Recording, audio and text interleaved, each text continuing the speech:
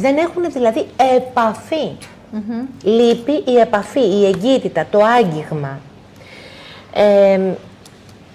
Όταν λοιπόν, το κύριο μέρος είναι ότι όταν οι εντάσεις μέσα από όλο αυτό το κομμάτι, της μη εκτόνωσης, της μη επαφής, της μη στοργής,